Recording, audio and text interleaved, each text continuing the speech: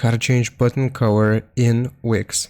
So what we need to do is load up the Wix website and then click on edit site, which will load up the Wix website editor. Now here I'll just add a button as an example. So I'm going to go into button here and I'll just add this one, like I said, as an example. So currently this button is black, and if I want to change the color, I'll just go to the design tab here. I'm going to select it and then I'll go into customize design.